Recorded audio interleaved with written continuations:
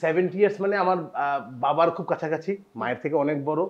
আর আমার আশেপাশে যত আমার আত্মীয় স্বজন মুরব্বী তাদের থেকেও উনি বড়। তো তাকে আমি বলছি আন্টি, সে আমাদেরকে এমন লুক দিচ্ছে, আন্টি আন্টি কে তোমার? কে তোমার আন্টি? আমি হচ্ছে খালা। খালা কে? আমি কি দেওয়া আছে নানি? সে নানি বলে আমি কি বলবো, সে বলছে আপু। তখন আমার নিজেকে মনে হয়েছে আমি শিশু। আন্টি বললে নিতে পারে না, কারণ দেখুন আপনার মতো একটা দামড়া বেটা যদি আমার আন্টি বলে, ব্যাপারটা কেমন লাগে না? সেটাই তো আমার কথা, যে ওনার মতো দাম রিপিটে যে আপুটা কি আমার কেমন লাগে সেটা তো বুঝতে হবে নাকি। না ভাই আপনি ট্রায়াল বেসিসে আসছি, পরে আর পুরো জি ভাইয়া আমরা মেনে নিলাম এই বিষয়। শ্রাবণ মাসে হয়েছিলাম, দ্যাটস ওয়াই আমার নাম শাওন রাখা হয়েছে, শাওন মজুমদার। এবং অদ্ভুত ব্যাপার, আমার নাম শাওন, আমার বইয়ের নাম শ্রাবণ।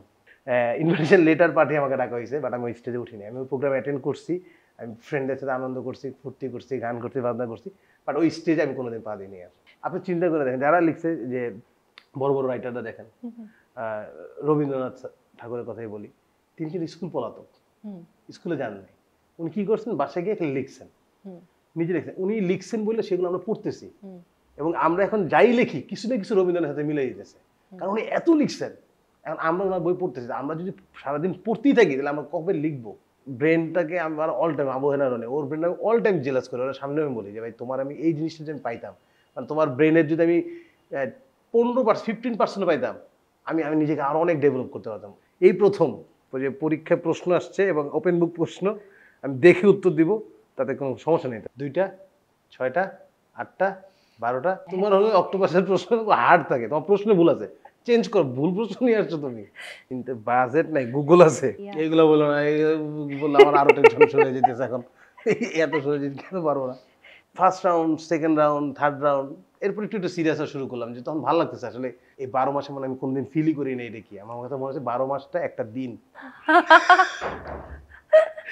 এইটা হচ্ছে সবচেয়ে খারাপ একটা ডিসিশন তুমি নিলা জীবনে, যে আমার কণ্ঠে গান।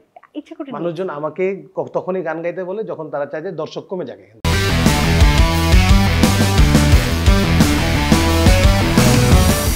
আমাদের যে প্রবলেমগুলো হয় সেটা হচ্ছে কি, স্টেজে যখন আমরা পারফর্ম করি, লোকজন যারা আসে তারা ভাবে যে ও আমাদের হাসিতে আসছে, আমি হাসবো না, তুই আমার হাসায় দেখা পারলে।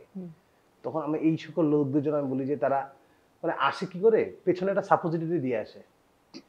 সাপোজিটিভ দিয়ে এই জন্য, কারণ এসেই তারা এইভাবে বসে যে হাসবো না, তুই আমার হাসায় দেখা। যদি হাসে সাপোজিটিভ বের হয়ে যায়। তো এই ধরনের লোকদের হাসানো খুব কষ্ট। তো আমি এটা কেন বললাম, কারণ আমি যেখানে আসছি সেখানে আমার যে অ্যাঙ্কর সে এভাবেই বসে আছে। আমি আজকে তাকে হাসাতে পারবো কিনা আমি little bit confused, but I will try. আমি কিন্তু এখনো হাসছি। যাই হোক ভাইয়া, ফার্স্টে দর্শকদের ওয়েলকাম করে আসি। প্রিয় দর্শক, গ্ল্যামার্সের পর্দায় আপনাদের সবাইকে স্বাগত জানাচ্ছি। আমি তমা রশিদ, এবং হাসতে হাসতে ইতিমধ্যে আমার পেটে খিল ধরে গেছে।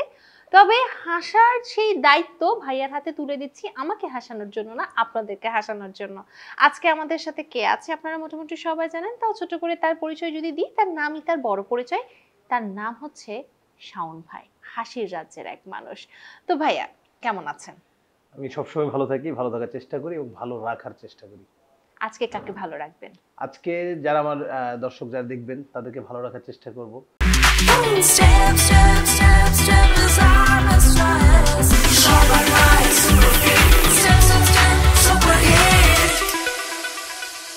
এবং আমার সামনে রয়েছেন একজন বিশিষ্ট সুন্দরী, তমা আপু। আপু বললে কি এখনকার সবাই আপু বলে রাগ করতে, তুমি কি রাগ করো আপু বললে? না ভাইয়া, আমি আপু বললে খুব ভালো লাগে, মনে হয় যে একটু সিনিয়র হয়ে যাচ্ছে। আন্টি আন্টি বললে।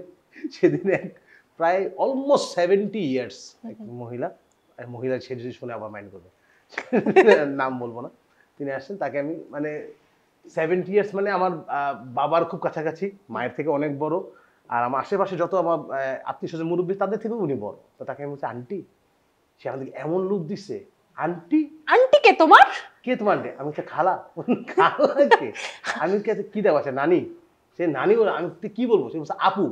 তখন আমার নিজেকে মনে হয়েছে আমি শিশু, যে উনি মানে আপু ডাকতে বল। তুমি একটা মেয়েকে কিভাবে আন্টি রাখো, একটা মেয়েকে কিভাবে? আমি প্রথমত কথা, আপু আপনি মেয়ে না, আপনি মহিলা হয়ে গেছেন। এবং এটা মানে আচ্ছা আন্টিটা কি সমস্যাটা কি হয়, আপুটা কি সমস্যা? আমি তো তোমার কাছে জানতে, তুমি তো একটা মেয়ে, মানে এই যে আমি তোমাকে আপু ডাকলাম, আমি যদি ভুল না করি তুমি আমার থেকে ছোট হবা। তো আমি যে আপু ডাকলাম, তুমি ইনসাল্টিং ফিল করছো? না, মানে কি ফিলটা হয়? আচ্ছা, মূলত এমনটা হচ্ছে ভাই, এটা ডিপেন্ড করে। সব মেয়েরা কিন্তু একইভাবে ভাবে না। তবে আন্টি বললে মোটামুটি সব মেয়েরাই অপছন্দ করে। খেপবে আর কি। আপুর সাথে আমার কোনো আপত্তি নেই। বরঞ্চ আমার কাছে মনে হয় সবাইকে ভাই, আপু বলে সম্বোধন করাটা এক প্রকার আমরা মানে এইটা সবাই নিতে পারে, আপনি হ্যাঁ, যদি নিতে পারেন, এটা ভদ্রতার মধ্যে আন্টি পড়ে। বললে নিতে পারে না। আন্টি বললে নিতে পারে না, কারণ দেখুন আপনার মতো একটা দামড়া বেটা যদি আমার আন্টি বলে, ব্যাপারটা কেমন লাগে না? সেটাই তো আমার কথা, যে ওনার মতো দাম রিপিটে যে আপুটা কি, তখন আমার কেমন লাগে সেটা তো বুঝতে হবে নাকি। যাক ভাইয়া, সেই দিকে আর না আচ্ছা, যাই, আমরা না বয়স যাই। নিয়ে কথা না বলি। বয়স জাস্ট আ নাম্বার, এটা কোনো হ্যাঁ, ব্যাপার না। আমি এখনো যেরকম 17। হ্যাঁ, আমি তো 15। মাঝে মাঝে মনে হয় যে আমি কি হইছি পৃথিবীতে। না ভাই, আপনি আমি ট্রায়াল বেসিসে আসছি, পরে আর পুরো জি ফুল ভাইয়া, বাসা জি ভাইয়া, আমরা মেনে নিলাম এই বিষয়টা। এবার একটু আসি নামে। হ্যাঁ। শাওন মজুমদার, এই নামটা বেশ বড় হয়ে উঠেছে সোশ্যাল মিডিয়াতে, এবং ক্ষুদ্র স্বপ্ন থেকে বড় স্বপ্নের এই নামটা আজ সত্যি বড় হয়ে উঠেছে। নামের পেছনের গল্পটা কি? কে রেখেছিল Actually, নাম? নামের পেছনের গল্প তো এত ছোটবেলার কথা আমার মনে নাই, বা হয়তো আমি হওয়ার আগে নামটা রেডি হয়ে গেছিল। মেবি আমি শিওর, নট শিওর, আসলে এটা কখনো জিজ্ঞেস করে হয় না। মাই গড, দেখেছেন? যে আসলে আমার নামটা কে রাখছে। আমার যতদূর ধারণা বাবা রাখছে, কারণ আমার এইসব পরবর্তীতে আমার ভাইদের, আমার আর 2 ভাই আছে, তাদের নাম বাবা রাখছে। সো সেক্ষেত্রে বোঝা যায় যে আমার নামটা বাবাই রাখছে। আমি মেবি শ্রাবণ মাসে হয়েছিলাম, দ্যাটস ওয়াই আমার নাম শাওন রাখা হয়েছে, শাওন মজুমদার। এবং অদ্ভুত ব্যাপার, আমার নাম শাওন, আমার বউয়ের নাম শ্রাবণ। এটা তো আসলে মিল। হ্যাঁ, আমার দুজনের নাম মোটামুটি বলতে গেলে সিনোনিম, সেম নাম। এটা এক প্রকার মনের মিল আমরা বলতে পারি। বলছিলাম নামটা ছোট হলেও এখন এই নামটা বড়। এই নামটা এত বড় করার পেছনে অনেক কষ্ট ছিল। কি কি কষ্ট ছিল? আহ, আসলে বড় হয়েছে কিনা আমি জানি না, বা আমি আজকে গেস বলে তো বড় বড় হচ্ছে। আমি চেষ্টা করতেছি নামটাকে বড় করার জন্য, বা বড় করতে পারবো কিনা জানি না। এই নামটা বড় করার পেছনে, বা যতটুকুই বড় হয়েছে, অনেক স্ট্রাগল, অনেক চড়াই উতরাই, অনেক মানে মানে অনেক কিছু দেখতে হয়েছে এই নামটা এই জায়গায় পর্যন্ত আসছে।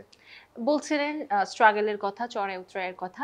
যদি সংক্ষেপে একটি গল্প জানতে চাই, থাকে না যে যেহেতু আপনারা মজার মানুষ, অন্যদেরকে হাসাতে পছন্দ করেন, কিন্তু কেন যেন হাসি দেওয়ার এই মানুষগুলো অনেক সময় অনেকের কাছে হাসির পাত্র হয়ে ওঠে।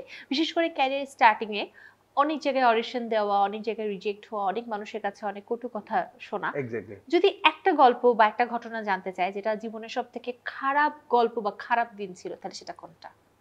সেটা বলবো হলো, আমার নিজের স্কুলের রিউনিয়ন হচ্ছিল, 75 ইয়ার্স সেলিব্রেশন। তো সেখানে আমার খুব ইচ্ছে ছিল আমি এখানে পারফর্ম করব।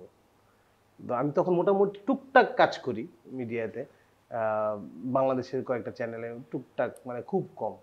তো সেক্ষেত্রে আমি ভাবছি যে তাহলে আমাকে গেলাম সেখানে, স্যারদেরকে বললাম আমার দিদি তো স্যার, তো বল হ্যাঁ হ্যাঁ তুমি তো ভালো করো করো, তো তুমি এক কাজ করো, 5 মিনিটের একটা সেট রেডি করো, যেটা তুমি স্টেজে বলবা, প্রোগ্রাম তো আর 1 মাস পরে, তুমি প্রতিদিন এসে আমাদেরকে এটা দেখাবা।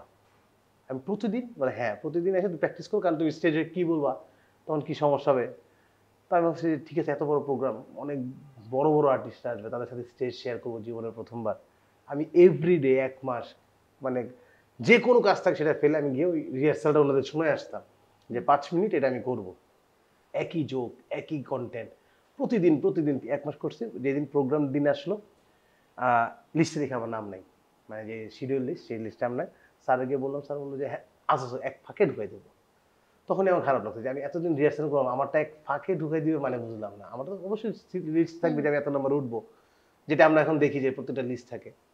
এরপরে ওর হইতে হইতে সকাল থেকে শুরু হয়ে প্রোগ্রামটা রাত পর্যন্ত হয়েছে, আমার ওই এক ফাঁক আসে নাই। খাবারের সময় যখন ব্রেক দিছে, তখন তখন আমি বুঝি এখন সবাই খাইতে গেছে, আমি ইটোমিটো 5 মিনিটে করে ফেলি। বলে না না এখন সবাই খাইতে যাবে, এখন মিউজিক বাজবে, এই হবে, এখন না পরে। পরে করতে করতে করতে পুরো প্রোগ্রামটা শেষ পর্যন্ত আমার বলছে যে সরি রে, সময় হয় না, দেখলি তো এত কিছু। মানে ওই দিনটা আমার নিজের এত ছোট মনে হয়েছে যে আসলে আমার এই 1 মাসের এফোর্টের কোনো দাম নাই। হইতে পারে আমি খুব ছোট একটা আর্টিস্ট, হইতে পারে আমি একদম ছোট, একদম কিছুই না পৃথিবীর, আমি তো ওই স্কুলের একজন ছাত্র, আমি তো 1 মাস এফোর্টটা দিছি, ওই হিসাবেও আমার জায়গাটা আমি হয়তো আমি প্রাপ্য ছিলাম মনে করছি। তো সেদিন আমাকে দেয় না, এবং সেদিন আমি ওইখানে দাঁড়াই আমি প্রতিজ্ঞা করছিলাম যে এই স্কুলের প্রোগ্রামটা আরও হবে, এবং যেদিন তারা আমাকে সাদরে ডাকবে সেদিন আমি আসবো না। এবং সেদিনটা আমি পার করে ফেলছি। 100 বছর পূর্তিতে আমাকে ডাকা হয়েছিল, মানে আমাকে ইনভাইট করা হয়েছিল, এবং সেখানে স্টেজে দাঁড়ায় আমাকে ইনভাইট করে, কল করে। ভাই আমি এখন ধরে নিলাম আমি হাসবো না, হাসা। আপনি এইটাই হলো সে প্রথমে যখন বললাম না, এটাই সবসময় হয় যে ধরে নিলাম হাসবো না। যেমন আমি প্রত্যেকটা স্টেজে বলি যে মানুষকে বিয়ে করা উচিত। প্রত্যেকটা পুরুষের একটা বউ থাকলে কি হয়, ওই বউ আর হাজবেন্ড মানে বউ আর জামাই দুজন ঝগড়া করে, তো এই ঝগড়া কিন্তু কেউ ভালো লাগে না, কারোর ভালো লাগে না, না বউয়ের ভালো লাগে না জামাইয়ের ভালো লাগে। তো আমি প্রত্যেকটা জামাইকে আমি বুদ্ধি দিচ্ছি যে ভাই বিয়ে করলে 2টা বিয়ে করতে হবে, একটা বিয়ে করা যাবে না। একটা বিয়ে করবা বউ তোমার সাথে মারামারি করবে, 2টা বিয়ে করবা 2 বউ তোমার জন্য মারামারি করবে। ইটস ফিল গুড যে একটা ছেলের জন্য 2টা বউ মারামারি করতেছে। আমার এই কথা শুনে আমার এক ফ্যান সত্যি সত্যি 2টা বিয়ে করে ফেলছে। 1 মাস পর আমার ফোন দিছে, ভাইয়া আপনি তো বলছিলেন 2টা বিয়ে করে জীবন সুন্দর, আমার জন্য 2 বউ মারামারি করবে। আমি বলছি, হ্যাঁ বলছি, কি হয়েছে? আপনি 2 বিয়ে করে ফেলেছেন, কংগ্রেচুলেশনস। এখন কি অবস্থা? এখন তো অবস্থা আরো খারাপ হয়ে গেছে ভাইয়া। বলে কেন? বলেন এক বই বাইন্দা রাখে আরেক বউ মারে। তো তো সবসময় যেটা এক্সপেক্ট করবো এটাই হইতে হবে কোনো কথা না, আনএক্সপেক্টেড কিছু হতে পারে। যে আমি বলছি যে তোমার কপাল ভালো যে তোমার এক বউ ধরে আরেক বউ মারে, তুমি দোয়া করো 2 বউ যাতে না মারে, ধরে যেদিন 2 বউ একসাথে মারবে 2টাই ডিভোর্স দিয়ে দাও। যাক, আমার হাসি বের হয়ে গেছে। ব্যস্ততা নিয়ে একটু কথা বলি, বর্তমানে কি নিয়ে ব্যস্ততা যাচ্ছে? বর্তমানে আমি তো নাটক করতেছি এখন, এবং নাটকের মানুষই হতে যাচ্ছে, অভিনয় করছে। কারণ স্কুলে আমি নাটক করতাম, মানে নাটক স্কুল তো তোমার থিয়েটার ছিল না, ওই কম্পিটিশন হতো, অভিনয় কম্পিটিশন, সেখানে করতাম। কলেজেও করছি, ইউনিভার্সিটিতেও করছি, কালচারাল মাইন্ড। কালচারাল ছিলাম অল টাইমই। একবার আমি ইংরেজি কবিতায় ফার্স্ট হয়েছি। বাহ। ওখানে শুধুমাত্র আমিই ছিলাম, আর কেউ ছিল না, কোনো প্রতিযোগী ছিল না। ইংলিশ কবিতাটা একটু শুনি। না আমি কবিতা মনে নাই, আমি বই দেখে থেকে বলছি। আমাকে বলা হয়েছে স্কুল থেকে ইংরেজি কবিতা হবে, কে কে নাম দিবেন দাও, কেউ হাত তুলে নাই। পরে কেউ হাত তুলে নেই, একটা সেগমেন্ট এভাবে নষ্ট হয়ে যাবে। পরে সাউন্ড, আমি সামনে বেঞ্চে বসে, এই তুই কবি। আমি ম্যাডাম আমি আর ইংলিশ, আমি বলছি কেমনে? তুই দেখে বই দেখে দেখে বলবি, পারবি না? আমি পারবো না, বই দেখে বলতে পারবো। বই থেকে বলছি প্রথম পুরস্কার। বাহ, দারুণ। মানে এই ধরনের কালচারাল মাইন্ডেড, মানে সুযোগকে কাজে লাগাতে হয় আর কি। একদমই। আচ্ছা, যেহেতু ভাই ইংলিশ কবিতার কথা বললেন, তো খুব পরিচিত আমাদের ইংলিশ রাইমস গুলো, যে কোনো একটা রাইমস আপনার স্টাইলে আপনি করে দেখান, যারা আমরা ওই রাইমস শুনে হাসি খানিকটা। এ বাবা, আমি আমার মেয়েকে রাইম ম্যাশআপ করে শোনাই। আমরাও শুনি তাহলে। বিভিন্ন টুইঙ্কেল টুইঙ্কেল লিটল স্টার রে, রে কিন্তু নাই, এরকম করে শুনি। বাবা black sheep, have you any wool, এই দেখো আমার মেয়ে কত সুন্দর চুল। এ খুব খুব প্যাম্পার হয়ে যায়, ও বাবা বাবা সুন্দর চুল। টুইঙ্কেল টুইঙ্কেল লিটল স্টার, হ্যাঁ আমার বাবার ছিঁড়ে গেছে তার। এগুলো শোনো। ও করে আমার কিছু ভিডিও আছে, রাতে ঘুমায় না, রাতে না ঘুমাইলে ওকে গান গাই, এরকম উল্টাপাল্টা গান। আমি, আমার বউ ভয়ে আছে, তুমি এগুলো যে বলতেছো ওই স্কুলের খাতায় বা বইয়ে স্কুল জিজ্ঞেস করেছে যে এগুলো বলে কি বলবে। এবং দেখো ওরা এখন থেকে মানুষ ভাবে ক্রিয়েটিভ। দেখো আমাদের ক্রিয়েটিভিটি নষ্ট হচ্ছে কেন জানেন? কেন? কারণ আমরা অতিরিক্ত পড়াশোনা করতেছি। এত পড়াশোনা যারা লিখছে বই তারা কিন্তু কেউ পড়ে নেই। আপনি চিন্তা করে দেখেন, যারা লিখছে যে বড় বড় রাইটাররা দেখেন, রবীন্দ্রনাথ ঠাকুরের কথাই বলি, তিনি কিন্তু স্কুল পলাতক, স্কুলে যান নাই। উনি কি করছেন? বাসায় গিয়ে লিখছেন, নিজে লিখছেন। উনি লিখছেন বলে সেগুলো আমরা পড়তেছি, এবং আমরা এখন যাই লিখি কিছু না কিছু রবীন্দ্রনাথের সাথে মিলে যেতেছে, কারণ উনি এত লিখছেন। এখন আমরা ওনার বই পড়তেছি, আমরা যদি সারাদিন পড়তেই থাকি তাহলে আমরা কবে লিখবো? আমার কথা হলো যে লিখতে হবে, পড়া একটু কমাই দেয়, লেখা একটু বাড়াই। আপনি শেষ কবে লিখেছেন? আমি লাস্ট এই যে একটু আগে আমি নিজের নাম লিখে আসছি, ঢোকার সময় নিচে দারোয়ান বলছে যে এখানে আপনার নাম লিখে না, তো আমি তখন লিখছি। তো আমি চিন্তা করছি কোনো একটা বই মেলায় আমি একটা বই, না সবাই তো বই বের করে, আমি একটা বই বের করবো, বইটার নাম হবে খাতা, সেখানে কিচ্ছু লেখা থাকবে না, পাঠকরা নিবে, নিয়ে তারা লিখবে। সহজ ব্যবসা।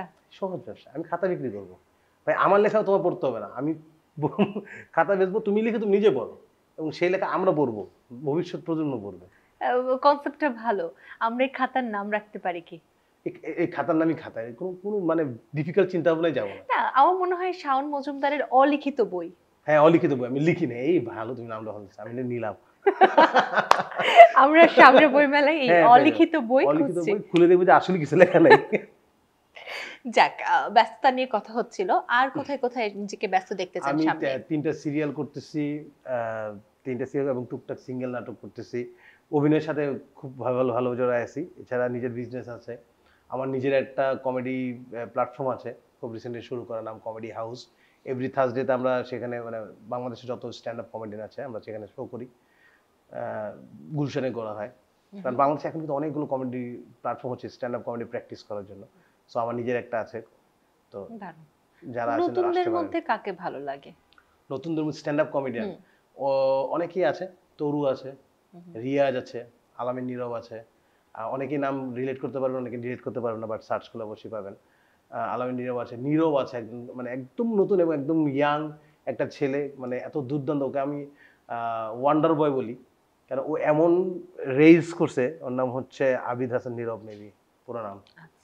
ও মানে কিছুই লিখতে পারতো না, মানে স্ট্যান্ড আপ কমেডি কি সেটাই জানতো না। সে আমাদের সাথে পরিচিত হয়ে বুঝতে পারছে যে এইটার নাম স্ট্যান্ড আপ কমেডি। এবং সে যখন যেদিন থেকে বুঝতে পারছে সেদিন থেকে সে লেখা শুরু করছে। তো মানে অত ভালো এখনো হয় নাই, বাট ও এখনো মাত্র কিন্তু ইউনিভার্সিটিতে পড়ে। তো আমি বলছি পড়াশোনাটাকে শেষ করে তারপর তুই এই লাইনে আরো আয়, ভালো। তুই ভালো করবি। এবং বর্তমানে ভালো করতেছে। বললাম যে রিয়াজ, তরু, এরা নতুনের মধ্যে সবচেয়ে অনেক ভালো করতেছে। আলামিন নীরব, দুইটাই নীরব, এরা ভালো করছে। দারুণ। নতুন অনেকেই আসতেছে খুব ভালো ভালো। ভাই, আমাদের রিটায়ারমেন্টের সময় এসে গেছে। না, যত বড় হবেন অভিজ্ঞতা বাড়বে, তত আসলে মজার I রসটাও think so. বাড়বে। কমেডিয়ানরা কি কমেডিয়ানদের দেখে জেলাস ফিল করে? আমি করি এটা পজিটিভ ওয়েতে। যখন আমি কাউকে দেখি খুব ভালো পারফর্ম করতেছে, তখন আমার নিজের উপরে এত বিরক্ত লাগে যে আসলে একটা জিনিস, একটা টপিকই দুর্দান্ত ও পাঞ্চ করতেছে, মানে এবং অনেক অডিয়েন্স, তখন আমার লাগে আমার মাথায় এই লাইনটা কেন আসলো না, আমার মাথায় এই ওয়েতে আমি কেন থিঙ্ক করতে পারি না। তখন আমার ব্যাপারটা ওর জন্য জেলাস আছে। যেমন পজিটিভ ওয়েতে। রনির ব্রেনটাকে আমার অল টাইম, আবহেনা রনি, ওর ব্রেনটা আমি অল টাইম জেলাস করি। ওর সামনে আমি বলি যে ভাই তোমার আমি এই জিনিসটা যদি আমি পাইতাম, মানে তোমার ব্রেনের যদি আমি 15% পাইতাম, আমি নিজেকে আরো অনেক ডেভেলপ করতে পারতাম। ও তো একটু মানে রনি কিন্তু একটু খোলা মনের, মানে উড়ন্ত পাখি। ও কোথাও স্থির থাকে না। আমি আবার স্থির, কিন্তু ওর ব্রেনটা আমার নাই। আমি যদি স্থির প্লাস ওর ব্রেন টাইম পাইতাম, আমি আরো অনেক অনেক শার্প হইতে পারতাম, অনেক দুর্দান্ত শার্প। এই জন্য সবার কাছে সব থাকে না। এই জন্য মানে এই জায়গাগুলো হিংসা করি। কিন্তু আমাদের কমেডিয়ানদের মধ্যে আমি এখনো পর্যন্ত পাইনি যে কারো ওর উন্নতি দেখে জেলাস। আমাদের ইন্ডাস্ট্রিটাই খুব ছোট, মানে সবকিছু গুনলে আপনি দেখবেন যে হাতে গুনে 10 জন 12 জন 15 জন পাবেন। এর মধ্যে আর কি জেলাসি করবে আর কি করবে, কিছু নেই। দর্শক, চলে যাচ্ছে আমাদের সেকেন্ড অদ্ভুত।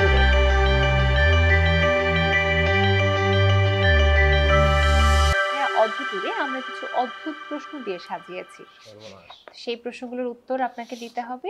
দেখা যাক আপনি কতটুকু অদ্ভুত প্রশ্নের উত্তর দিতে সরল পারেন। সোজা মানুষ, সোজা প্রশ্ন করেন। প্রথম অদ্ভুত প্রশ্ন আপনার জন্য, হাতি একমাত্র স্তন্যপায়ী প্রাণী যারা কি করতে পারে না? যারা স্তন্যপ্রায়ী প্রাণী হিসেবে কি করতে পারে না? দাঁত মাজতে পারে না। কত বড় দাঁত আছে কিন্তু দাঁত মাজতে পারে না। অনেক স্তন্যপায়ী প্রাণী আছে যারা দাঁত মাজতে পারে না। হাতি কি করতে পারে না, মানে যেটা অন্যরা একেবারে? ডিম পারতে পারে না। স্তন্যপায়ী প্রাণী, এই তো বায়োলজি হয়ে গেল আমারে। কি করতে পারে না, ক্লু আছে কোনো? হ্যাঁ, হাতি এই জন্যই কাজটি করতে পারে না, কারণ ওর সাথে, ওর স্ট্রাকচারের সাথে ওটি যায় না। মানে ওটাও কিভাবে করবে, স্ট্রাকচারের সাথে ওটা যায় না। আচ্ছা, আমি অ্যান্সার শোনার পর আমার খুব রাগ হবে যে আমি কেন পারলাম না। খুব ইজি একটা অ্যান্সার, আমি বুঝতে পারতেছি। আমি কি একটু ভাবার সময় পাবো? জি, আপনি ভাবতে থাকুন, আমি আপনাকে আরো। আমি এক কাজ করি, আমি গেস করতে থাকি, একটা না একটা মিলে যায়। এক হলো হাতি হাতি অনেক ফাস্ট দৌড়াইতে পারবে না এটা তো বলতে পারবো না। হাতি কিন্তু অনেক ফাস্ট দৌড়ায় অন্যান্য প্রাণীর তুলনায়। চাবাতে পারে না, হাতি তো গিলে খায়। চাবায়। চাবায়? হ্যাঁ, চাবায় না। একদিন মুখে হাত দিয়ে দেখতে হতো হাতির, চাবায় না গিলে খায়। আচ্ছা, পাবো না। না, হ্যাঁ, হাতি লাফ দিতে পারে? দেখছেন কখনো কোনো হাতি লাফ দিয়েছে? হতে পারে, লজ্জা পায়, সবার সামনে দেয় নাই, তাই বলে লাভ দিতে পারে না এটা কেমন? পরের আমি তো লাভ দিতে পারি, তাহলে হাতি কেন পারবে না? পার্থক্য আছে। আচ্ছা, হাতি অন্যান্য স্তন্যপ্রাণী লাভ দিতে পারে। হ্যাঁ। ওকে, আচ্ছা। পরের অদ্ভুত প্রশ্ন, উটের কয়টি ভ্রু থাকে? উটের কয়টি ভ্রু থাকে? হ্যাঁ। এ কেমন প্রশ্ন? দুইটি থাকবে, দুইটা চোখ দুইটা ভ্রু থাকবে না? উটের ভ্রু নাই। কয়টি ভ্রু আছে? দুইটাই থাকবে, দুইটা চোখে দুইটা ভ্রু, নাহলে ভ্রু নাই। উটের ভ্রু নাই মনে হয়। দুটোর মধ্যে একটাও না। একটাও না? মানে দুটোর মধ্যে একটাও সঠিক উত্তর না। তাই? উটের কয়টি ভ্রু থাকে? আমার কাছে একটা উটের ছবি আছে, দেখে বলতে পারবো? আচ্ছা, দেখেন, আপনি ফোনে উটের ছবি নিয়ে ঘুরেন কেন? কারণ যে গত ঈদে আমি একটা উটের ইন্টারভিউ নিয়েছিলাম, তখন তারা জিজ্ঞেস করলে আমি পারতাম যে তোমার ভ্রু নাই কেন। উটের ইন্টারভিউ নিয়েছিলেন? হ্যাঁ, আমার ইউটিউব ভাইরাল তো, তুমি দেখোনি? আচ্ছা, পরে দেখাচ্ছি তোমাকে। আচ্ছা, আমি ছোট্ট করে আমি শর্টটা আমি দেখাই দেবো, দাঁড়াও। উটের ইন্টারভিউ ছোট্ট একটা, এখানে দেখি এই প্রথম ওই যে পরীক্ষায় প্রশ্ন আসছে এবং ওপেন বুক প্রশ্ন, আমি দেখে উত্তর দিব, তাতে কোনো সমস্যা নেই তো না? না না, আপনি উত্তরটা দিতে পারলেই হয়েছে। উত্তরটা দেখছে কি খুশিতে, মানে সে বুঝতে পারছে যে আমি এটা দেখেও বলতে পারবো না, এরকমই আছে তাই না? এখন উঠটাও খুঁজে পাই, তারপর উঠ এটা খুঁজে পাওয়াটা, আচ্ছা নাই মনে হয়, ভিডিও ডিলিট করে ফেলছি। আপনি চাইলে গুগল থেকে উটের ছবি বের করে দেখতে পারেন। কি একটা অবস্থা, এত এত আমি পারবো না বলতো, উটের কি হিসেবে করোনা, কি কি উটের ভুল কয়টা? 3টা। 3টা? কেন, কিভাবে? এই জন্যই তো বললাম গুগলে যান। উটের ভ্রু 3টা, আচ্ছা আমার জন্য কি স্পেশালি ই করা হয়েছে? স্পেশাল কোনো উট না।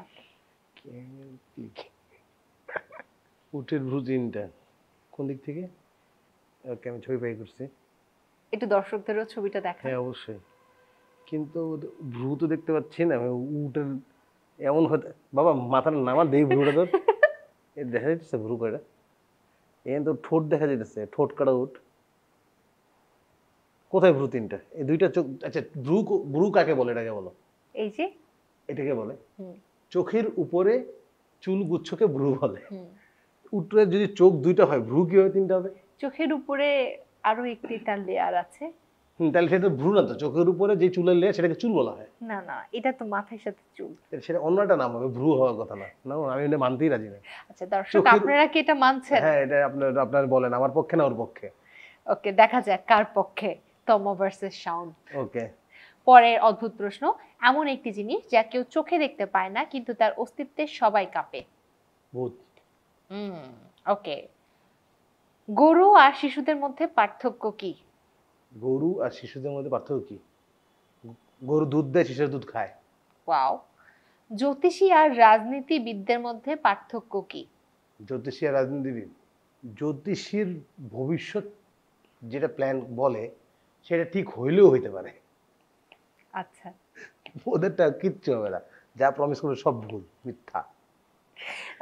উত্তরটা মানে এমন ভাবে চাচ্ছিলাম যে একজন হাত দেখে মিথ্যে বলে, আরেকজন আরেকজন হাত না দেখি মিথ্যা, হাত দেখাই মিথ্যা বলে। হাত নাড়িয়ে ও মিথ্যে বলে। আচ্ছা, একই। মাছির কয়টি চোখ?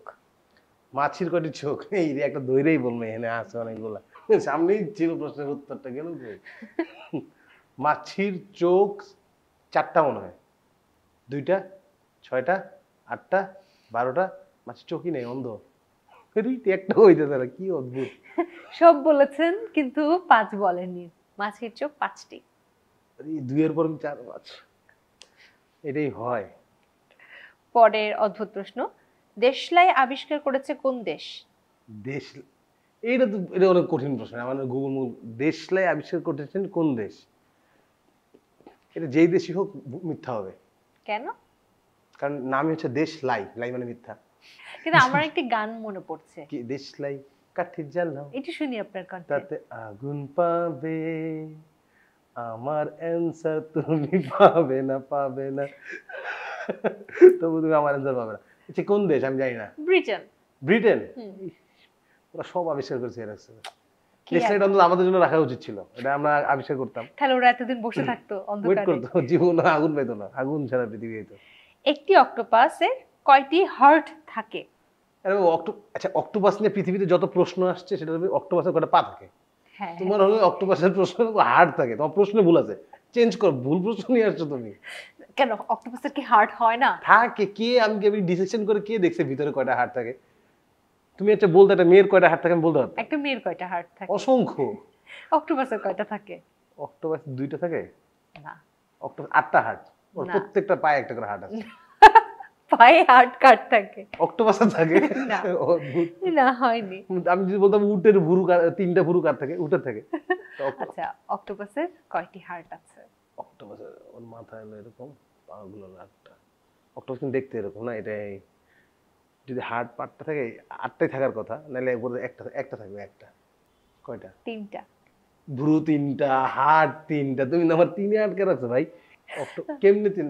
ও যা বলবে তাই বিশ্বাস করতে হবে, আমি দেখবো অক্টোপাস হার্ট কি আসলে একটা থাকে। আচ্ছা দেখ, আমার উল্টা পাল্টা বলে সত্যি অক্টোপাস? হ্যাঁ আপনি দেখেন না, আজ কি দেখি রে? কে জিতে। অক্টোপাস না, এটা তুমি জিতবে আমি বুঝছো, তুমি তো পড়াশোনা করে নিছো এটা। কিন্তু অক্টোপাস হার্ট 3টা কেন থাকবে? আমিও জানতাম না কেন থাকে। অক্টোপাসের হার্ট নাম্বার, ওকে, ইয়েস 3 হার্ট, শালা না প্রোডাকশনের বাজেট আছে। চিন্তা বাজেট নাই, গুগল আছে, প্রোডাকশন গুগল ইউজ করতে জানতেছে। মানে অদ্ভুত না? এই যে আমার কথা হলো গিয়ে মানুষের 3টা হাড় থাকতো, ওরা দিতে পারতো। অক্টোপাস পানি থাকে, ও 3টা হাড় দিয়ে করতেছে নাকি অপচয়।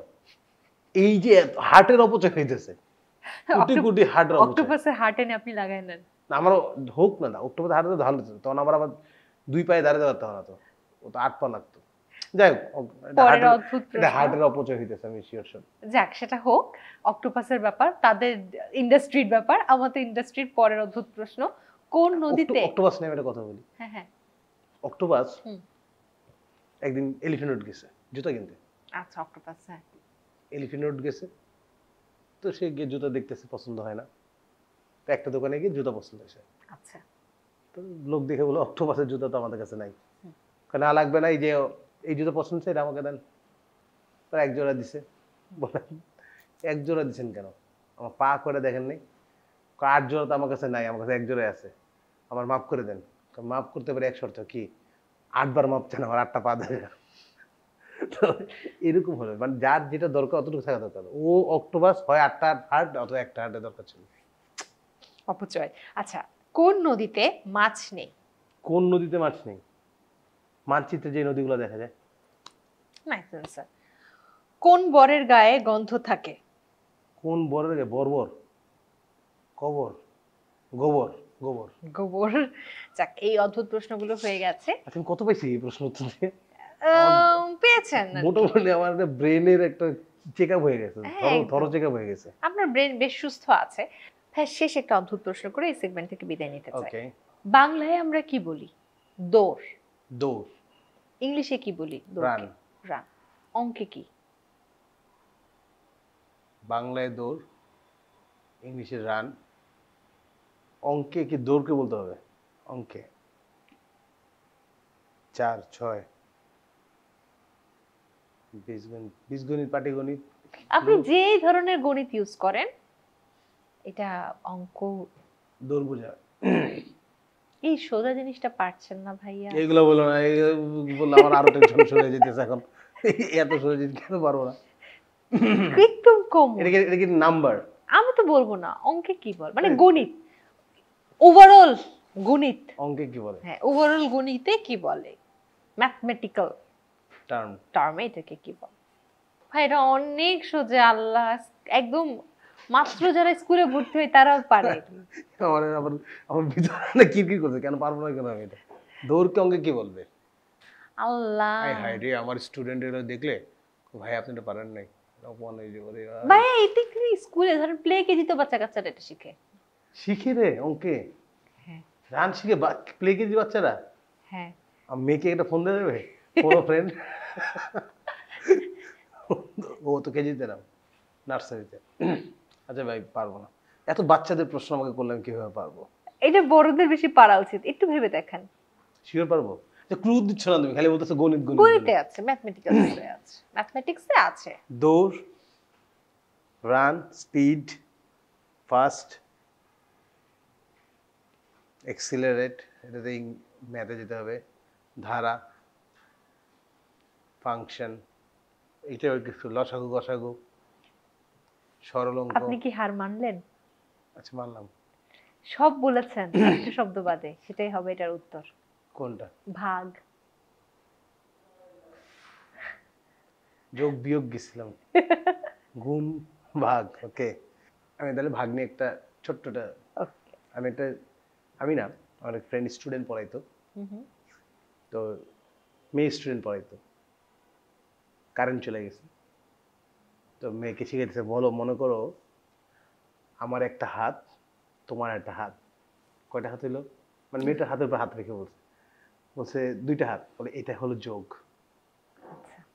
বললো যে এই যে তোমার মুখে লিপস্টিক, আইলাইনার, কাজল দিছো, 3টা জিনিস দিছো, ধরো তোমার লিপস্টিকটা উঠে গেল, তাহলে কয়টা জিনিস থাকবে? আইলাইনার আর 2টা, এটা হলো বিয়োগ। মনে করো আমি আর তুমি একসাথে প্রেম করলাম, বিয়ে করলাম, অনেকদিন সময় হলো, সময় বাড়লো, এটা কি হবে? বলে এটা গুণ। এই সবগুলো কথা পাশ থেকে বাবা শুনতেছিল। আচ্ছা। তো গিয়ে টিচারের কানটা ধরলো, দরজাটা খুললো, পেছনে একটা লাথি দিয়ে বললো, বলতো এটা কি হলো? বল ভাগ। দারুণ, দারুণ। যাক, আমরা এবার একটু অন্য প্রসঙ্গে যাই, অদ্ভুত প্রশ্ন সে মিডিয়া।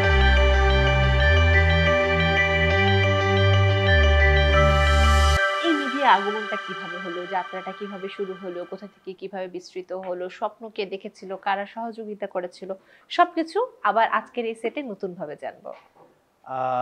আমি মনে হয় অর্ধেক বলেই দিছি। আমার এই মিডিয়ার আগমন আমার কোনো নিজের ইচ্ছা হয়নি। আমার ফ্রেন্ড ওই যে অডিশনে আমাকে জোর করে পাঠালো, এবং এই অডিশনের ব্যাপারে আমি পরীক্ষা দিচ্ছিলাম, তখন সে আমার টেক্সট করছে ফার্স্ট টাইম। আমি তখন পরীক্ষা দিতে হলে ছিলাম ইউনিভার্সিটিতে। তো আসে যে এখানে আমার মেসেজ আসছে যে ইউ আর সাকসেসফুলি রেজিস্ট্রেশন করছেন এনটিভি হাসো, যেটা হাসো হয় সিজন 1, ওটার জন্য।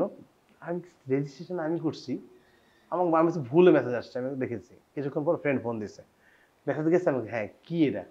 বলে আমি তোর নামে তোর নাম্বার দিয়ে আমি রেজিস্ট্রেশন করছি, তুই গিয়ে অডিশন দিবি, আজকে অডিশন, তুই যা। আমি পরীক্ষা দিতেছি, আমি পরীক্ষার এখানে, তবে আরেকটা পরীক্ষা আছে, কত পরীক্ষা মাঝখানে দিতে পারবি, তুই যাবি আর হয়ে যাবে। আমি যাইনি, পরীক্ষা শেষ করছি, ও আসছে আমাকে নিয়ে বল চল যাই। আমি তার টাইমও তো নাই, বলে না এটা অডিশন রাত পর্যন্ত হবে, ওটা শুরুর টাইম ছিল। নিয়ে গেছে, আমি তো যাবোই না, জোর করে নিয়ে গেছে।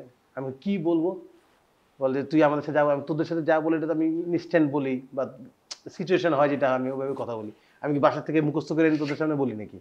আমি কি এখানে গিয়ে তো মুখস্থ আমার কথা বলতে হবে। পরে ও বসে গুগল সার্চ করছে যোগ, তো যোগ সার্চ 10টা যোগ সে আমার জন্য সিলেক্ট করছে, বলছে এই 10টা তুই বলবি, তোর মোবাইলে পাঠিয়ে দিছি। এখন আমি বসে বসে যোগ মুখস্থ করছি। অডিশনে গেছি, সামনে জাজ 4-5 জন বসা, সব ভুলে গেছে। ভুলই নেই। আমি না পুরো রিল্যাক্সড, আমি এদেরকে হবেই না, হুদাই এখানে নিয়ে আসছে, আমার সময় নষ্ট কতগুলো, এতে আড্ডা দিলে ভালো হতো। আমি গেছি কোনো যেগুলো বলছে আমি নিজের মতো করে এই বলছি কতগুলো, কি আমার যোগ মনেও নেই 10টা কি। বলছে যে আর কিছু আছে? আমি বলছি না, আমার কাছে আর কিছু নেই, এই কয়টাই আমি মুখস্থ করে আসছি। ঠিক আছে, থ্যাংক ইউ। আমিও থ্যাংক ইউ।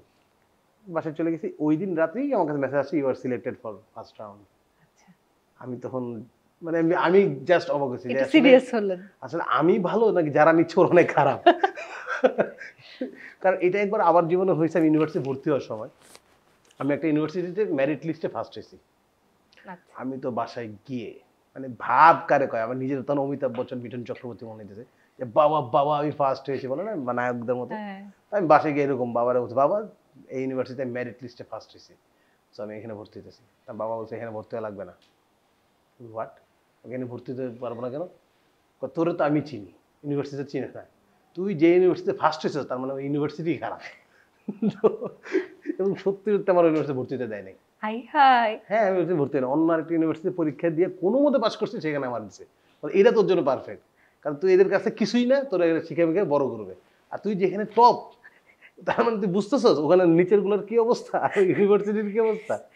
তো আমার কাছে তখন ওইটা আমার কাছে মনে হয়েছে যে আমারে সিলেক্ট করছে, আমি যাইতেই চাই নাই, কোনো রকম মুখস্থ করে বলছি, সেখানে আমারে সিলেক্ট করছে, তাহলে এই শোয়ের কি অবস্থা, আমি সেটা ভাবছি। তো গেলাম, সেকেন্ড অডিশন স্ক্রিনিং টেস্টের জন্য ডাকলো, আমি এবার তো আরও গেছি, এই দেহ, এই সাইজ, এই চেহারা, স্ক্রিনিং টেস্ট আর আরও বাদ। গিয়ে বলছে কিছু বললাম, গেলাম 2 দিন পর ফোন দিল, আপনি গ্রুমিংয়ের জন্য সিলেক্টেড। কী রে ভাই, যাইতেছি আর সিলেক্ট হইতেছি বুঝতেছি না। তো first round, second round, third round, এরপর একটু সিরিয়াস হওয়া শুরু করলাম, যে তখন ভালো লাগতেছে আসলে ক্যামেরা 2-1টা এপিসোড টেলিকাস্ট, হ্যাঁ ফ্রেন্ড হচ্ছে, বাট সেলিব্রিটি দেখতেছি আসলে, যাদের টিভিতে দেখতাম তারা আইসা কথা বলতেছে বা আদর করতেছে, তখন একটু ভালো লাগতেছে আসলে। বাসার থেকেও দেখতেছি একটু প্যাম্পার করতেছে, হ্যাঁ ভালো করে সেই টিভিতে দেখতেছে লোকজন, ফোন করতেছে, রাত্রে 11টায় দেখাইতো তখন আমাদের, 11:30 শীতকালে। আমি সবাইকে মেসেজ পাঠাইতাম যে আজকে আমার শো আছে, প্লিজ দেখবেন। 10টার সময় মেসেজ পাঠাই, আমি 10টার সময় ঘুমাই যেতাম, মানে যার শো সেই ঘুমাইতেছে, বাকিদেরকে আমি বুঝতে পারা দেখো।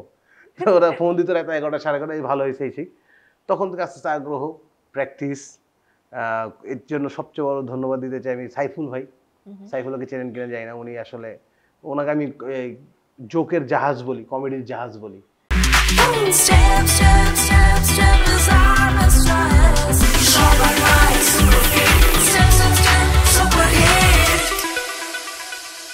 এই লোকের কাছে এমন কোনো টপিকে জোক নাই ভাই, আপনি বলবেন, উনি যদি বলে যে এখন থেকে জোক বলা শুরু করে শুরু করেন, আপনি 1 সপ্তাহ মাস চলে যাবে, ওনার শেষ হবে না। একের পর এক নতুন জোক বলতে থাকবে এবং প্রত্যেকটা জোক আপনি অসাধারণ পারফরমেন্স। উনি আমাকে ধরে ধরে শিখাইতো। উনি কিন্তু আমাদের একসাথে পার্টিসিপেন্ট ছিল, মানে আমরা একসাথে পার্টিসিপেন্ট।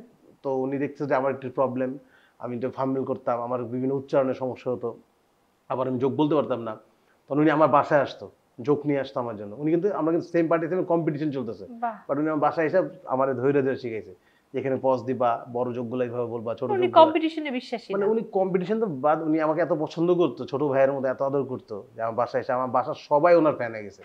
আমাকে ট্রেনিং দেওয়ার পরে, শেখানোর পরে আমার বাবা মা এসে বসতো, সাইফুল এখন জোক শোনাবে। আমার মা একটা পানের ঘিলি বানায় মুখে দিত, এবং আমার অনেকবার হয়েছে সাইফুল ভাই জোক বলছে আর আমরা সবাই বিধ্বস্ত। আমার মা এত জোর হাসছে, মুখের থেকে স্প্লিন্টার, সুপারি স্প্লিন্টার গুলো আমাদের গায়ে বিধ্বস্ত। আমরা এরকম অনেকবার হয়েছে যে আমরা বিধ্বস্ত অবস্থায়। তো সেই সাইফুল ভাই আমাকে হাতে ধরে ধরে শিখাইছে। ওনার কাছে আমি মানে আজীবন কৃতজ্ঞ থাকবো।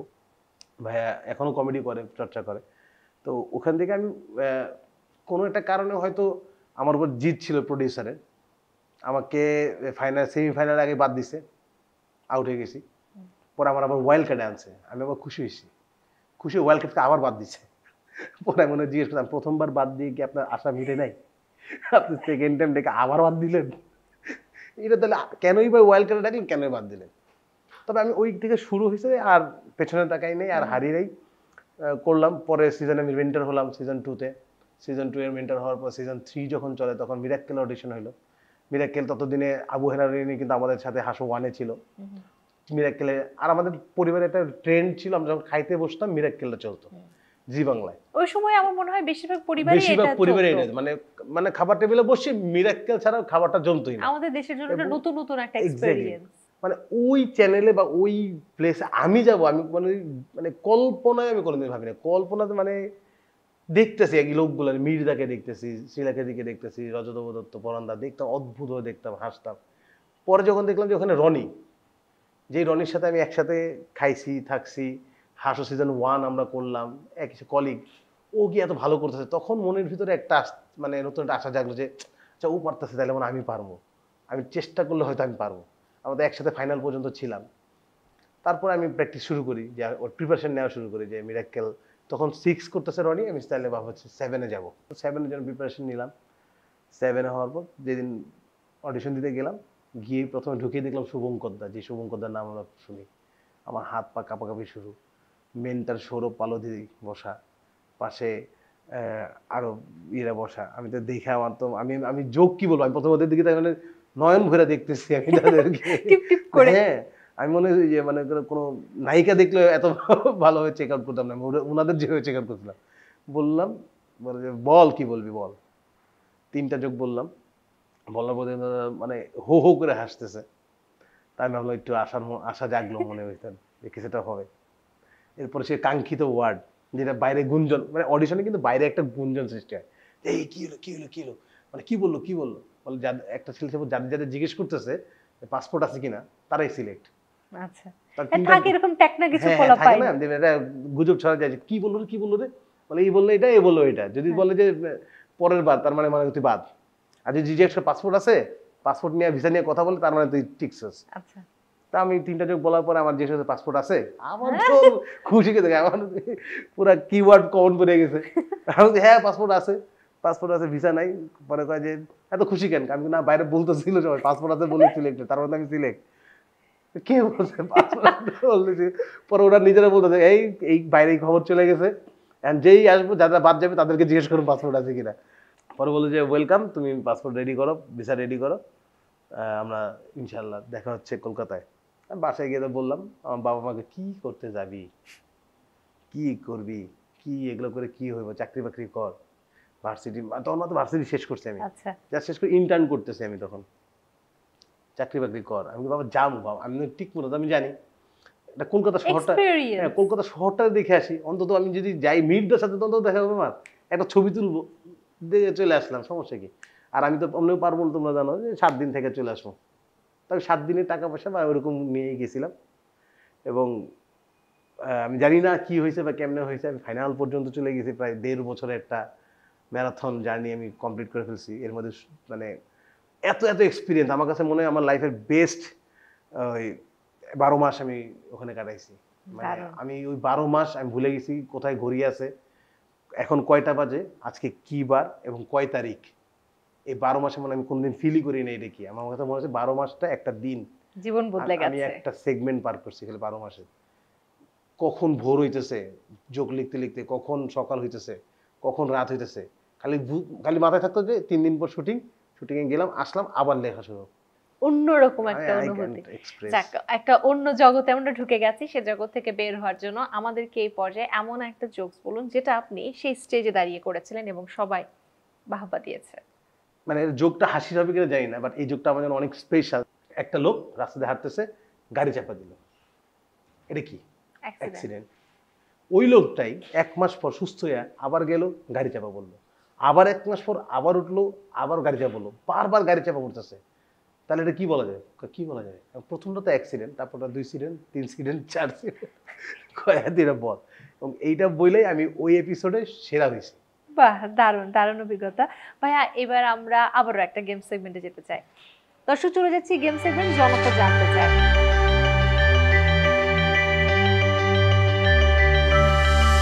আসলে আমাদের অডিয়েন্সরা তো অনেক কিছু জানতে চায়, তাদের জানতে চাওয়া নিয়ে এই বোর্ডটি, অডিয়েন্সের দিকে এই বোর্ডটি দেখিয়ে একটা করে স্টিকার তুলতে হবে এবং তাতে প্রশ্নের উত্তর দিতে হবে। জনতারা কার আমি তাদেরকে জানতে চাই। জনতা আমার কাছে জানতে চাই, সেটা আমি জানাবো। আমার ওটা জানার জিনিস সাথে এই জনতারা কারা। Mango people. Mango people, I love mango. এটা দেখে দেখে উঠাবো। হ্যাঁ হ্যাঁ, দেখিয়ে দেখিয়ে উঠাতে হবে। Shaon Majumdar Google search March দিয়ে, সর্বনাশ, আমার ভয় লাগতেছে। হ্যাঁ, সমস্যা নেই। শাওন মজুমদার মিরাক্কেল। পুরো গল্প আমরা ইতিমধ্যে জানিয়ে দিয়েছি। গল্প তো আমি অলরেডি বলে দিছি, অনেকে বোর হয়েছেন, বাট এটা আমার সত্যি সত্যি গল্প ভাই। আমি এটা কেন বলছি, কারণ এই ভিডিও আপলোড হবে, এটা আমি দেখে দেবো। আমরা এই গল্প আর বলতে পারবো না, সবাইকে ভিডিও দিয়ে দেবো। এক গল্প পারবো বলতে পারবো না। পরে উঠাবো। হ্যাঁ। ওকে। এইজ। শাওন মজুমদার এইজ হচ্ছে জাস্ট আ নাম্বার। আমার এইজ এমনও হয়েছে যে আমি যখন ক্লাস 9-এ পড়ি, মানে পরেরটা হলো 10, আর 10 মানে তো স্কুলের সর্বোচ্চ লেভেল। তো ওই সময় আমার স্কুলের বাইরে দাঁড়ায় রয়েছি, বাচ্চারা ছেলে সে বলে, ছেলে তুমি কোন ক্লাসে পড়ো? বাচ্চাটা ছেলে ক্লাস 9-এ। তুমি কথা বলে 5-এ। তো এরকম হয়েছে যে আমি ক্লাস 9-এ থাকতো, বাচ্চা পোলাপান আমার থ্রেড দিত। আমি দেখতে একটু বাচ্চা বাচ্চা টাইপেরই। সো এইজ বলতে গেলে বাচ্চা টাইপ, তো আমি 34, বাট দেখলে মনে হবে 14, আর মনের দিক থেকে 8 আছে এখনো। পরের অদ্ভুত এইটি আছি। কি জানাতে চাও? আমার সবাই যে আমারে বাচ্চা বাচ্চা বলে, সত্যি কথা। Wife without information fight every time. So যে উইদাউট ইনফরমেশনে আমার সাথে এভরি টাইম ফাইট করে, সে আছে, এবং সে অদ্ভুত ভালো একজন মানুষ, যার কারণে সে আমার সাথে আছে। নাহলে আমার সাথে থাকাটা এত ইজি না। সে আমার এইসব পাগলামি সহ্য করে, যে আধা ঘন্টার জন্য পাগলামি সহ্য করার পর শিওর বলবে, আল্লাহ এই লোকে পাল্লায় যেন আমার পড়তে না হয়। আর সে অলমোস্ট 8 ইয়ার্স ধরে আমার পাল্লায় পড়ে আছে, ভালো আছে, এবং আমাকে ভালো রাখছে। সবচেয়ে বড় কথা, মানে আমাকে মেনটেন করে খুব টাফ, সে ওটা করতেছে। Thank you my wife. এবং বলে দিচ্ছি আমি আমার নাম শাওন, ওর নাম শ্রাবণ, দুইটা মিনিং ই সেম। আমার মেয়ের নাম মেঘ। তো বলছে যে পরে যদি ছেলে হয় কি নাম রাখবা? আমি আকাশ ছুঁয়েছে মাটিকে, আমার পরে ছেলে হলে নাম হবে মাটি। ওকে, সব থাকবে পরিবারে। সব থাকবে। নাটক। শাওন মজুমদার নাটক তো আমি ক্যামেরার বাইরে বেশি করি। এখন নাটকের কি বলবো? একটি নাটকের নাম। আমার খুব, মানে একটি নাটক আমি না, রাস্তায় বেরোলে মানে আমি জানি না এই নাটকটার নামই সবাই কেন বলে, মুচির জামাই কোটিপতি। এই নাটকটা সবাই আমার এই নাটকটা দেখছে, কেউ অন্য কোনোটা দেখুক আর না দেখুক। আমি দুনিয়ার বহু কাজ করছি, কিন্তু মুচিওয়ালা বা কোটিপতির জামাই এটা জানি কেন সবাই পছন্দ করছে, মানুষ একটু এগুলো পছন্দ করছে, নিজেদেরকে ওখানে আমার দেখলে বলে, ভাই আপনি ওই না যে ওই মুচিরে ধরছেন চালাকি কইরা? আচ্ছা, আমি হ্যাঁ ভাই ওই। তো ওটা বলে কেন জানি ওই নাটকটা মনে ভালো হয়েছে আর কি সবার চাকরি। শাওন মজুমদার রিলিজিয়ন, আমি হিন্দু সনাতন ধর্মাবলম্বী, কিন্তু আমি সবচেয়ে বেশি যেটা বিশ্বাস করি মানব ধর্ম। আসলে কোনো ধর্মই আমাকে অত বেশি টানে না, আবার কোনো ধর্মকে আমি অসম্মান করি না। আমার কাছে সবচেয়ে বড় সবার উপর মানুষ সত্য। একটা মানুষকে যদি আমি তাকে গুড বিহেভিয়ার, আমার আচরণ দিয়ে খুশি করে দিতে পারি এর চেয়ে বড় ধর্ম আর কিছুই না। একদম ঠিক। কারণ কোনো ধর্মে বলে নাই আপনি একটা মানুষকে ক্ষতি করেন, কোনো একদম। ধর্ম আপনাকে বলে নাই যে তাকে মনে আঘাত করেন। আমি ঠিক এই কথাটা সবসময় বলি, একদম সেম, যে পৃথিবীর সব ধর্মে হ্যাঁ, একই কথা, একই কেউ কথা বলে বলে, না কেউ বলে না। মানুষ খুন সো করুন, ধর্ম আলাদা করে লাভ ঘুষ নেই, খান। এটা আমার মনে হয় না। সো অনেকে জিজ্ঞেস করেন পূজা কবে, আমি বলি দেখ আসলে পূজা কবে এটা জিজ্ঞেস করলে আমি জানি না, কারণ এগুলো ডেট মনে না। যেদিন পূজা আসবে সেদিন থেকে আমি উদযাপন করা শুরু করবো, যেদিন ঈদ হবে সেদিন ঈদ উদযাপন করবো, বড়দিন আমি বড়দিন উদযাপন করি। এমন কোনো উদযাপন ডেট নাই যে আমি করি না, সব কিছু আমি উদযাপন করি। সো আমি মানব ধর্ম পালন করি, আর বেসিক্যালি আমার ফ্যামিলি এবং আমি সবাই সনাতন ধর্মের। পরের দেখি জনতা কি জানতে চাই, শো। শাওন মজুমদার শো। আপনার সবথেকে ফেভারিট শো কোনটা যেটা আপনি পারফর্ম করছেন? আমার সবচেয়ে ফেভারিট শো হাসো। ওকে। আমার লাইফের সবচেয়ে ফেভারিট শো, কারণ এটা দিয়ে আমার শুরু, এখনও করতেছি, প্রত্যেকটা সিজনই আমি আছি, মেন্টার হিসেবে থাকি। সো এটা আমার সবচেয়ে বড় ফেভারিট শো। এবং হ্যাঁ, মিরাক্কেলের নাম অবশ্যই আমার বলতে হবে, নাহলে এটা ইয়ে হয়ে যাবে। ফেভারিট শো হাসো এবং মাই লাইফ চেঞ্জিং শো হচ্ছে মিরাক্কেল। ওকে, পরেরটাই যাই। Shaon Majumdar this I know খাইলা হাসানি মনু কিচ্ছত মারিয়ালাম স্টাইট হিসাবে হিডা। Stand up comedy. Shaon Majumdar stand up comedy. Yes, I am stand up comedian. আমি এটা সবসময় বলতে স্বাচ্ছন্দ্য করি। অনেকেই বলে আপনি কি বলতে স্বাচ্ছন্দ্য করেন, আপনি কি অ্যাক্টর, স্ট্যান্ড আপ কমেডিয়ান? আমি আবার আরজেও। হ্যাঁ, আমি একটা ক্যাপিটাল এফএম 94.8 এর 9 বছর ধরে আরজিং করছি আমি এখনো। তো আরজেও, বাট সব কিছুর উপরে যদি কেউ বলে যে কোন পরিচয় দিতে স্বাচ্ছন্দ্য করেন, স্ট্যান্ড আপ কমেডি। আমি স্ট্যান্ড আপ কমেডিয়ান। অনেকে তো আছে একটু বলে যে না এখন আমাকে অ্যাক্টর বলো, স্ট্যান্ড আপ কমেডিয়ান এসব পরিচয় আর বলবা না, তাদেরকে please। কি বলবেন? তাদেরকে বলবো যে অনেকেই অতীত ভুলে ভালো থাকে, বাট অতীত ভুলে গেলে ভালো থাকাটা আসলে অত সোজা না। অতীত ভোলা ঠিক না। এবং আমি এটা অতীত না, আমি যদি জীবনে শেষ দিন পর্যন্ত বেঁচে থাকি, সেই দিনে যদি আমাকে বলে কেউ স্ট্যান্ড আপ কমেডির শো আছে, আমি করতে না পারলেও দেখতে আমি যাবো অবশ্যই। এটা তো অন্যরকম ভালো লাগা। এক্স্যাক্টলি। পরের প্রশ্নে যায়, কি জনতা জানতে চায়? পেমেন্ট। শাওন মজু ওকে, আমাদেরকে এই ব্যাপারে যেটা হয়, অনেকেই ডাকে স্ট্যান্ড আপ কমেডি করতে। ফোনগুলো কেমন হয় তোমাকে আমি একটা কনভারসেশন শোনাই। হ্যালো, শাওন ভাই, স্ট্যান্ড আপ কমেডি করতে। হ্যাঁ হ্যাঁ হ্যাঁ, বলেন কি কোথায়? Family get together. Family get together ভাই আমি তো করি না ফ্যামিলি গেট টুগেদার। গায়ে হলুদ তো করি না ভাই, বিয়ে করি না। কেন, চলে আসেন ভাই, আপনাদের অনেকেই চিনবে, আপনাদের অনেক প্রচার হবে। আমার কথা হচ্ছে আমার যা প্রচার হয়েছে ভাই হয়ে গেছে, আমার আর প্রচার লাগবে না, পেমেন্ট কত সেটা বলেন। কবে পেমেন্ট তো নাই, আপনি মানুষ হাসাবেন, আপনি আসবেন সবাই হাসবে, আপনার সবাই চিনবে, পেমেন্ট কেন? তো তাদেরকে বলি ভাই পেমেন্ট একটা জিনিস যেটা হচ্ছে, যেটা আমরা বাসায় ভাত কিনি, অনেকে বলে আবার আসবেন কাচ্চি বিরিয়ানি খাওয়াবো। আমি তাইলে তাদেরকে আমি বলি দেখেন আমার বাসায় তো আরো মেম্বার আছে, তাহলে তাদের নিয়ে আসি, সবাইকে 1 মাস কাচ্চি বিরিয়ানি খাইতে হবে, তাইলে হবে। সো পেমেন্ট যারা বলবেন, স্ট্যান্ড আপ কমেডি এটা একটা আর্ট ফর্ম, এটার পেমেন্ট নিয়ে প্লিজ ভাববেন আপনারা। এবং আমরা সিরিয়াসলি ভাবা শুরু করছি রিসেন্টলি, আমিও সিরিয়াসলি ভাবছি যে পেমেন্টে কাজ করি সেই পেমেন্টে ভালো হয়, নাইলে নাই। আরে যাও তুমি তোমারটা দেখো, প্লিজ আমরা নিজেরে হেসে কাটাবো, দরকার আমি আয়নার সামনে দাঁড়িয়ে আমি নিজে হাসাবো। তা তোমাকে হাসাবো না। হ্যাঁ, আমার পেমেন্ট শুরু হয়েছিল 500 টাকা থেকে।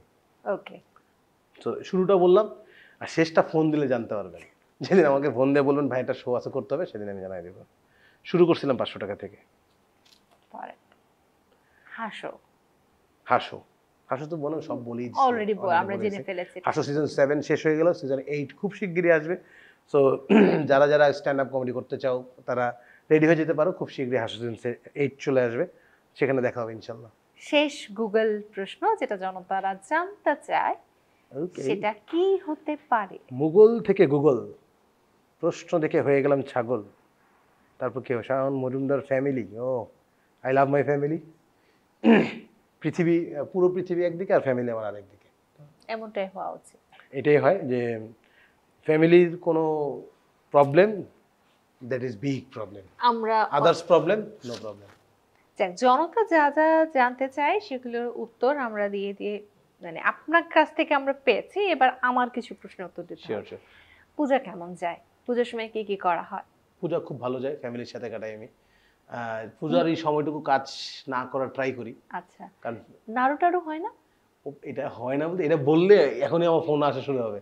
কারণ আমার স্কুল টাইমে দেখা যেত বাসায় নাড়ু বানালে মাকে আগেই বলা লাগতো যে মা এতজনের জন্য এক্সট্রা নাড়ু লাগবে, কারণ পূজা আসার 7 দিন আগে থেকে আমার কাছে অর্ডার আসা শুরু করতো যে নাড়ু খাওয়াইতে হবে, টিচাররা বলতো নাড়ু খাওয়াইতে হবে, ফ্রেন্ড সার্কেল। আর আমার ফ্রেন্ড সার্কেল এত হিউজ, মানে ওই যে বললাম না ফ্রেন্ড সার্কেল যেখানে যাই সেখানেই মধ্যমণি কীভাবে জানি হয়ে যায় আমি জানি না, এবং তাদের রিকোয়েস্ট আমার রাখতে হয়। তো দেখা যায় যে বাসার জন্য 20টা লাগলে আমার জন্য আলাদা ফ্রেন্ড 50টা নারিকেল লাগতো।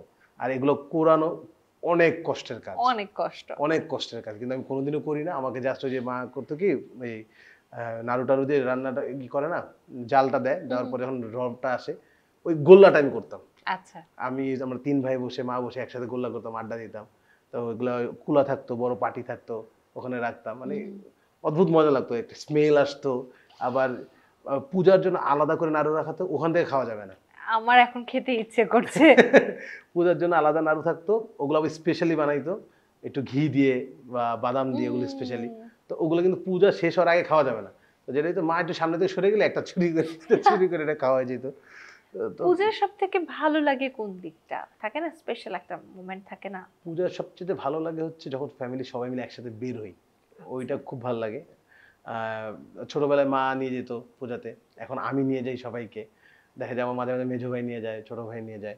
তো এই জিনিসটা খুব ভালো যে মানে এই একসাথে ফ্যামিলির সবাই বের হওয়ার একটা ইভেন্ট যখন হয় সেটাই পূজাতে হয়। এবং যখন সবাই দেখি একসাথে সাদা পাড়, এই সাদা শাড়ি লাল পাড়, বউ পরে মা পরে, এরা সবাই পরে একসাথে দেখতে। এটা কি সাদা শাড়ি লাল পাড়ি হতে হবে? আই ডোন্ট নো এটা কেন, কে আবিষ্কার করছে, কেন আবিষ্কার করছে, দেখতে ভালো লাগে ভাই, ভালো লাগে। হলুদ শাড়ি লাল পাড় হবে না? হতেই পারে, কেন হয় না আমি জানি না। হলো যে কোনো শাড়ি, আমার ওয়াইফও বলে যে এবার পূজায় তুমি আমাকে সাদা শাড়ি লাল পাড়, এইটাই কেন কিনতে হবে? কতগুলো সাদা শাড়ি লাল পাড় এখন পর্যন্ত আপনার এটা ওয়াইফকে আমি কিনে জানি দিয়েছেন? না, ও জানে। ও দেখা যায় নিজে পছন্দ কিনে, আবার আমি আমার পছন্দের আনি। তার মানে অনেক সাদা শাড়ি লাল পাড় আছে এক্স্যাক্টলি, বাসায়। আছে অনেকগুলো আছে। Okay. আবার মা আর বউ মিলে আবার কম্বিনেশন করে পরে, এটা উপরে ওটাই পরে, এভাবেই বাহ, চলছে। বেশ মিল মহব্বত মিলিয়ে আসলে একটা সংসার জীবন। যাক, আমরা এবার একটা মজার গেম সেগমেন্টে যেতে চাই। Sure. দর্শক, আমরা চলে যাচ্ছি আমাদের পরবর্তী গেম সেগমেন্টে।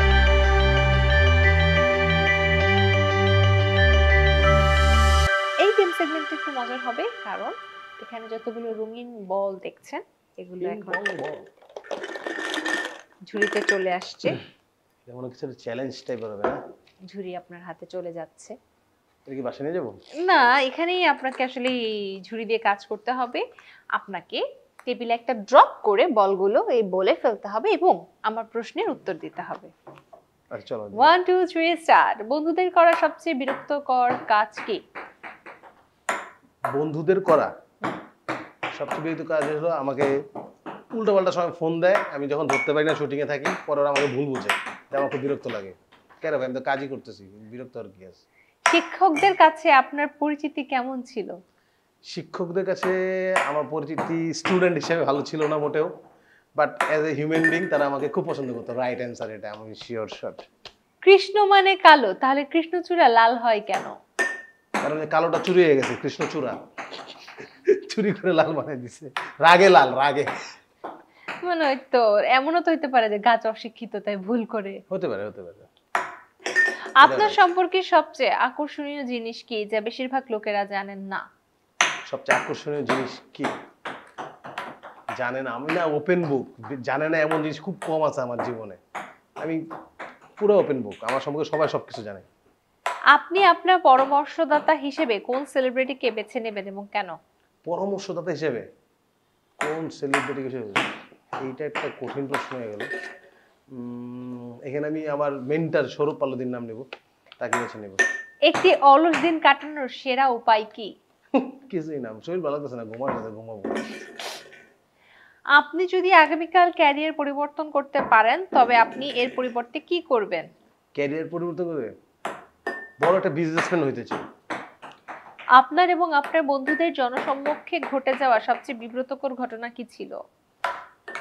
জনসম্মুখে ঘটে যাওয়ার সবচেয়ে বিব্রতকর আছে একটা ঘটনা। খেলতে গিয়ে আমরা মারামারি করছিলাম এবং সবচেয়ে বেশি মাইর আমি খেয়েছি। আপনার দৈনন্দিন জীবনের কোন অভ্যাস বা কার্যকলাপ থেকে আপনি পরিত্রাণ পেতে চান? ওটা না থাকলেও চলবে, প্রশ্নের উত্তর চলবে।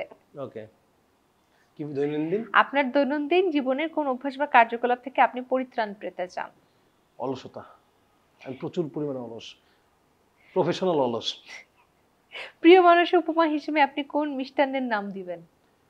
মানে আমার জন্য প্রিয় মানুষের উপমা হিসেবে আপনি কোন মিষ্টান্নের নাম দিবেন, মানে আপনার প্রিয় মানুষকে আপনি কোন মিষ্টির নামে ডাকবেন? রসগোল্লা। রসগোল্লা। হ্যাঁ। যাক, আমাদের শেষ এটা, আপনি 3 4 5টা বল দিতে পেরেছেন, কংগ্রাচুলেশনস। এবার আপনার কণ্ঠে একটা গান শুনবো।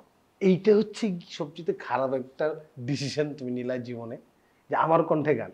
ইচ্ছা করে মানুষজন আমাকে তখনই গান গাইতে বলে যখন তারা চায় যে দর্শক কমে যাক এখান থেকে। হ্যাঁ, এখন দর্শক মহলের সমস্যা নেই, আমরা একদম শেষ মুহূর্তে। এটা গান না, আই থিঙ্ক এটা একটা আমার খুব ভালো লাগে কথাগুলো, দ্যাটস ওয়াই বলে ওটা গান কিনা আমি জানি না, বাট অনেকে শুনছে। না এটা গাবো না, না আরে গান গান গান। না গাবো, আর এটা গাবো না, আমি যেটা বলছি এটা এটা পুরোটাই বাদ। তুমি আমার পাশে বন্ধু হে বসিয়া থাকো, একটু বসিয়া থাকো, আমি মেঘের দলে আছি, আমি ঘাসের দলে আছি, আমি মেঘের দলে আছি, আমি ঘাসের দলে আছি, তুমিও থাকো বন্ধু হে বসিয়া থাকো, একটু বসিয়া থাকো। এটা আমার অডিয়েন্সদের জন্য, যখন আমি পারফর্ম করি একটু বসিয়া থাকেন। দারুণ। ভাই, যদি আপনি কমেডিয়ান না হতেন বা অভিনয় না আসতেন, ধরুন এগুলো কিছুই না হতেন, তাহলে কি হতেন? চেষ্টা করতাম, বললাম বিজনেসম্যান হওয়ার, মানে বিজনেস করার আমার খুব ইচ্ছা। কিসের বিজনেস? এনিথিং। এখন আমার অনলাইন 2-1টা বিজনেস আছে যেগুলা সময়ের কারণে আমি সময় দিতে পারি না বলে একটু নরমাল কিসের অবস্থা। বিজনেস ওগুলো? আমি ক্লদিং আছে অনলাইনে, আমার জুয়েলারি বিজনেস আছে অনলাইন। রিসেন্টলি কিছু আমার ওয়াইফ মেক করতেছে মাটির কিছু জুয়েলারি, নিজের হাতে অর্নামেন্টস, ওগুলো শুরু করছি। এই টুকটাক করে সময় দিতে পারলে কিছুদিন চলে, আবার যখন দেখা যায় এদিকে কাজের প্রেশার মিডিয়াতে, তখন সেটা অফ থাকে, এই আর কি চলতেছে। ওকে, আমরা একেবারে শেষ মুহূর্তে এই সময় জানতে চাই ভবিষ্যৎ পরিকল্পনা নিয়ে, কি সামনের দিনগুলোর জন্য প্ল্যান করছেন?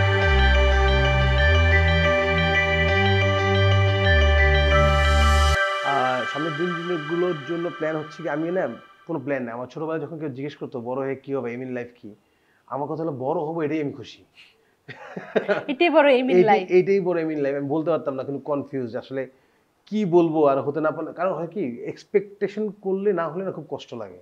এই জন্য আমি সবসময় এক্সপেকটেশন কমায় রাখি। আবার অনেকে বলে যে স্বপ্ন না দেখলে কিভাবে তুমি বড় হবা, ওই বড় স্বপ্নটা আমি দেখতে ভয় পাই। যদি না হতে পারি তখন যে ফেইলিয়ারটা আমি মনে নিতে পারবো না। তো ভবিষ্যৎ কী হবে আমি জানি না, আমি শুধু একটাই ভবিষ্যৎ চিন্তা করি, সুস্থ থাকতে চাই, ভালো থাকতে চাই, মানুষের মনে একটা ভালো ইমপ্রেশন নিয়ে থাকতে চাই। আর এখন নতুন একটা যোগ হয়েছে, আমার একটা মেয়ে হয়েছে, তাকে মানুষের মতো মানুষ করতে চাই, এইটাই আমার স্বপ্ন। এটার জন্য আমার কোটি কোটি টাকা দরকার নেই, ওকে বড় করতে আমার ঠিক যতটুক টাকা দরকার, যতটুক ক্ষমতা দরকার, অতটুক যদি আল্লাহ, ভগবান, ঈশ্বর আমাকে দেন, তাতে আমি খুশি। এই বিদায় বেলায় যদি আমাদের দর্শকদের কিছু বলতেন? সব কথা তো এতক্ষণ যা বলছি সব দর্শককেই বলছি, তারপরে বলবো যে স্ট্যান্ড আপ কমেডি যারা করে, অনেকেই বর্তমানে যেটা হয় ফেসবুকে আমাদের কিছু রিল টিল দিলে দেখা যায় Step, step, step, step is our best choice. Shabba light, super fit. Step, step, step, super hit.